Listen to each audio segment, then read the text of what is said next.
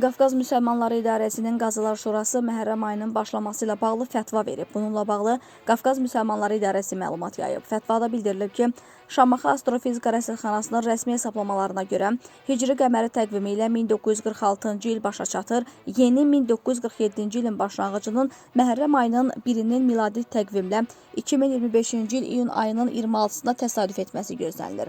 Ümidvarıq ki, inşallah dindarlarımız bu ildə humanist ənənəni davam etdirərək Qan Bankının paytaxtda və bölgələrdəki filiallarında, habelə digər səhiyyə ocaqlarında Allah rızası üçün İmam Hüseyin və əziz şəhidlərin xatirinə ehsan niyyəti ilə qan verəcək, minlərlə xəstə insana, irsi xəstəliklərdən əziyyət çəkən uşaqların şəfa tapmasına yardımcı olacaqlar.